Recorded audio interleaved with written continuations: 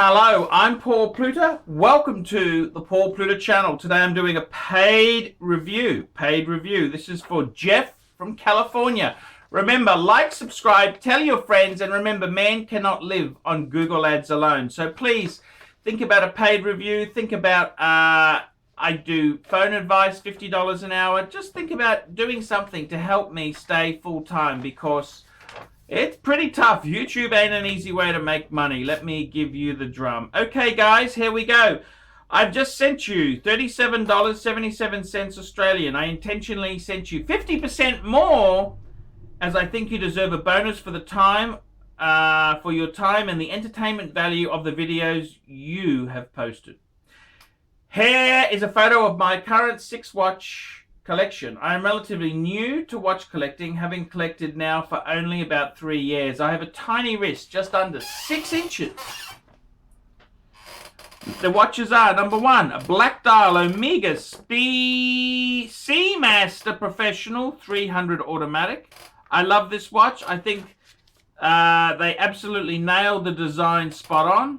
This is my most badass watch. It has a bit of a special operator edge to it. I currently have it on a rubber B band. Number 2, Omega Blue Dial Omega Seamaster 300 quartz. I switched in this blue insert from another Omega. This is the insert that should have been available for this watch. This is my fun summer watch. Number 3, Grande Seiko SBGX087 9F quartz. I'm surprised how much I like this watch. The depth and flash of the blue dial is something that must be appreciated in person, as is the attention to detail and fit and finish. I have a thing for thin watches. This one is well proportioned at just under 10 millimeters thick. The second hand always hits precisely bang on the number markers and is accurate to approximately half a second a month. This is the watch I set all my other watches to. Number 4, Grande Seiko SBGA085 spring drive. Again. This must be experienced in person to appreciate the attention to detail. I love the smooth sweep that the spring drive delivers. To me, the smooth sweep of the second hands has a charming effect. I'm also impressed by the integrity of this hybrid design. Number 5, a Seagull tourbillon.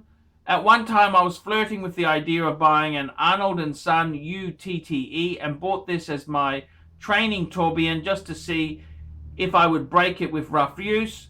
While I do really like the look of the dial and the action of the tourbillon, the fit and finish and feel of this watch is garbage compared to any other watches. This has the feel of a kit car Ferrari with a GM Fiero running gear. That being said, I like it enough to wear it from time to time, so for now I'm keeping it. And number 6, a Vacheron Constantin 33060 ultra thin dress watch, 5 millimeters thick and 33 mil across. I absolutely love this watch. Again, like my black Omega Seamaster 300 Professional. I think this design is right. I also have the black strap for this one, which I believe entitles me, as those Vacheron ultra thins often consider themselves entitled, to entry of the Gentleman's Thin Watch Club. This brown strap in the photo dresses it down for my common casual wearing of this watch. I will never sell this watch. One thing that really sets this watch apart is the amazing buckle. Okay, my taste has evolved into this current collection. I have found that one must wear a watch for a few weeks before knowing how it really works and feels. I'm currently on the lookout for an ultra-thin Breguet 3500BA or a Breguet Marine for my wife, either of which will occasionally see time on my wrist as well. Bonus. At first I thought I would buy one high-end quality watch and that would be enough. I was so naive. Over the past few years I've bought and sold in my quest to find out what I like. A Patek 3919. That's the Calatrava, sold because I was concerned if when I dinged the bezel, it could not be easily fixed. AP, don't know the number, but it was a rather plain but well-made simple dress watch. Jaeger-LeCoultre Master Thin, Master Ultra Thin, rose gold, 34mm, clear back. A Breguet 5907, loved the quality but thought it was a bit thick for only a 3-hander, hence my current quest for an ultra-thin Breguet 3500 BA. 4 Rolexes, a 16610 sub plus 3 various date justs. I sold off all my Rolexes because I didn't like the attention for people who knew nothing other than I had a $5,000 watch strapped to my wrist. Most of my other watches fly completely under the radar except for those in the know. Thanks all for now. Please email me back clarification or questions if you so desire. Looking forward to the video. Jeff from California. Well, Jeff, I gotta say, what an amazing collection. This is a journey. What a journey. Wowzers. Let's have a look there.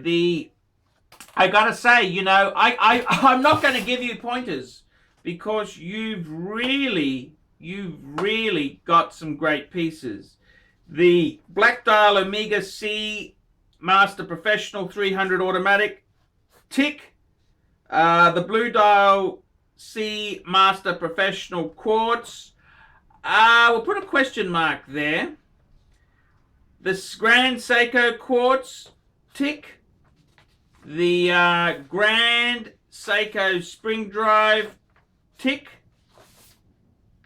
Seagull tourbillon, let's put a big X next to that, and the Vacheron a big tick. So I gotta say, you know, I think the collection is quite nice. I like the evolution, I like the journey. I just hope to God you haven't lost too much there. You sound like quite a savvy guy. I don't think you're the sort of guy who would buy things badly. I think you're quite sensible and quite you've had the journey. It's not for me to give you pointers there. I would say, you know what I would do? I'd get rid of that stupid seagull, okay? There's no place in a collection for the seagull. Even if it's a tourbillon, get rid of it. You know what I reckon would be really cool for your collection? Rolex Explorer 1 36mm. That's right. Get a 14270. I reckon that'd pop because it's an under-the-radar Rolex. 369 dial, little triangle at the 12, not that Rolex crown.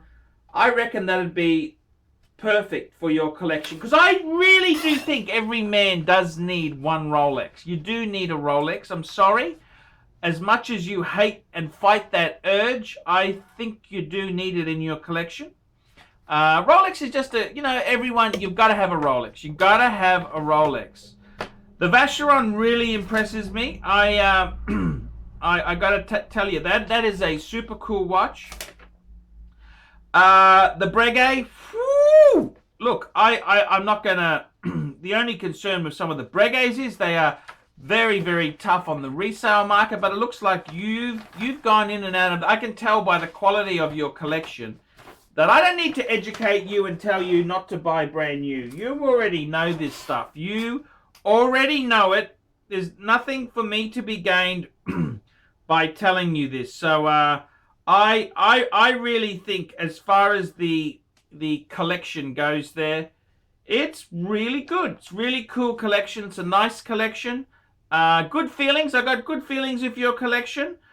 I'd just get rid of the seagull. I mean, even the quartzes, you know, I'm not a huge quartz fan, but I got to tell you, I've owned a few Omega Seamaster quartz, and there's something about it that makes it a cool dive watch. It really is really accurate. It is well built. It is well built. I've had 3 of the buggers, and I've always done well out of them. And you know, if I was going to have a quartz, I reckon that Omega Seamaster quartz is a great watch. The Grande Seiko, look, Grande Seiko quartz is just not any ordinary quartz. They are a super duper piece. They are beyond approach. I mean, that is amazing piece. You know this. You don't need me to blow smoke up your ass there.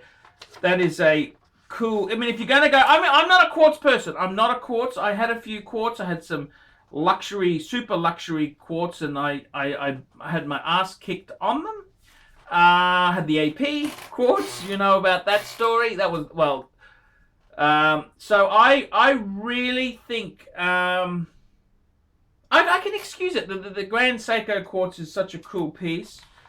The spring drive, magnificent, and the Vacheron, that tells me you know your stuff. I don't need to educate you. I don't need to tell you what you've got that actually is a I really do love Vacheron. I had a 1960 Vacheron VC, Vacheron Constantin. It was Vacheron and Constantin, reference 6405. Great. I loved it. I really did love that little 33mm. Just beautiful watch there. Kind of sad I sold it, but you know, this is what happens in life. But great collection, great story. I love it. I love it. I really do love this evolution that's happened here. I don't need you got quality stuff. You've bought things, and Jeff, you know what you're doing, man. You know what you're doing. You got my tick. You got my approval.